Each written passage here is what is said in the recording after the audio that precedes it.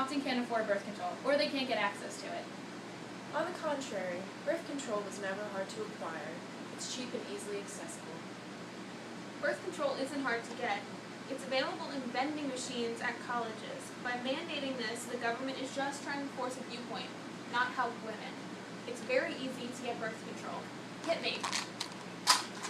See? Just that easy.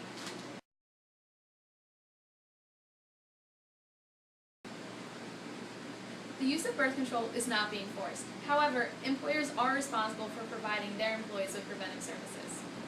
On the contrary, employers should not be responsible for providing their employees with contraceptives or abortifacients.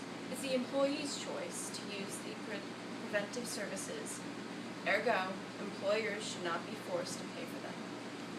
Our country was founded upon the freedoms of religion and conscience. If employers are forced to provide their employees with preventative services or abortifacients, this will be going against their freedom of conscience and the inherent dignity of every person. Hey, I have a bone to pick with you. Ew, your breath! Please brush your teeth. That's the problem. I need toothpaste. Then get some. I am not in charge of your hygiene, thank goodness. As my boss, you are my provider of health care. Yes, you are. It's your responsibility to get me my toothpaste.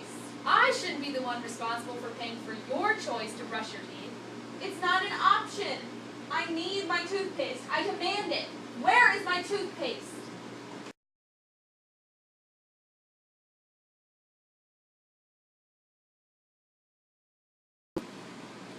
This mandate is about women's health care, not the restriction of freedom of worship.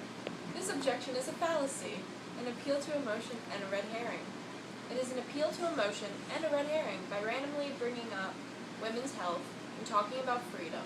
And it is also a red herring because it uses the term freedom of worship instead of freedom of religion, which it violates. Freedom of worship is different than freedom of religion, which is the First Amendment right being violated by the HHS mandate. Not only is freedom of religion a constitutional right, it is required by natural law in order to uphold man's dignity. As the Catechism of the Catholic Church says, the right to the exercise of freedom, especially in religious and moral matters, is an inalienable requirement of the dignity of man. Man was intentionally made with a free will, and therefore is endowed with a right to choose and to have freedom. It seems that the term freedom of worship was just thrown in to confuse people and distract from the fact that the HHS mandate violates freedom of religion. Its supporters can cast themselves in a positive light, saying they do allow freedom of worship. But if we are truly worshiping our God freely, then we follow His teaching and the religion He left us after Christ's resurrection. The HHS mandate clearly violates His teachings, and by participating in it, we would be prohibited from truly worshiping God by living His teachings. The HHS mandate violates both freedom of religion and freedom of worship. The Catechism tells us, nobody may be forced to act against his convictions, nor is anyone to be restrained from acting in accordance with his conscience in religious matters, in private or public, alone or in association with others, within due limits. This right is based on the very nature of the human person, whose dignity enables him freely to assent to the divine truth which transcends the temporal order. For this reason, it continues to exist, even in those who do not live up to their obligation of seeking the truth and adhering to it. It goes on to say, the right to religious liberty is neither a moral license to adhere to error, nor a supposed right to error, but rather a natural right of the human person to civil liberty, immunity, within just limits, from external constraint in religious matters by political authorities. This natural right ought to be acknowledged in the judicial order of society in such a way that it constitutes a civil right.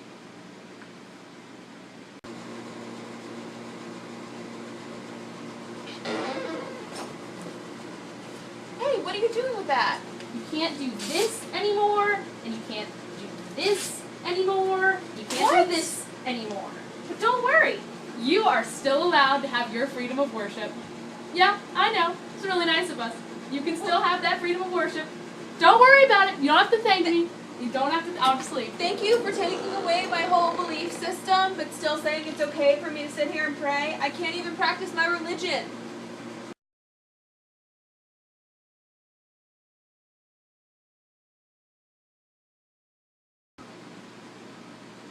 There are exemptions to the mandate for people who have strong moral objections to the bill. These people need to utilize this legislative courtesy. There are some exemptions to the HHS mandate. However, they are too narrow and would force us to violate our own beliefs.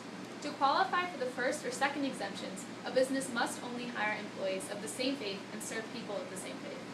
This would mean that Catholic hospitals could no longer serve non-Catholics, nor could Catholic soup kitchens. The Catholic Church is the largest international charity, and it would no longer be allowed to serve anyone who is not Catholic. This would violate our beliefs because Jesus instructed us to care for the poor in society, regardless of their religion. Jesus said, "As you did it to one of these least of my brethren, you did it to me." These exemptions are anti-Good Samaritan exemptions. In order to qualify for the exemption, you would have to stop being Catholic. Jesus himself wouldn't even qualify. We serve people not because they are Catholic, but because we are. The third exemption is for small religious communities who do not believe in insurance altogether. Again, this is a violation of rights. The Catechism says, if because of circumstances of a particular people, special civil recognition is given to one religious community in the constitutional organization of a state, the rights of all citizens and religious communities to religious freedom must be respected as well. President Obama recently came out with a compromise saying that employers do not necessarily need to provide contraceptives. Rather, people could go directly to their insurance company to get contraceptives. This compromise is invalid because employers would still be responsible for paying the insurance companies, and some businesses are their own insurance provider, so they would be required to provide contraceptives and abortifacients indirectly. There is also an option to be exempt by paying an inordinate fine of a couple $1,000s per person. In effect, you must pay a fine to be Catholic. It's simply brute coercion.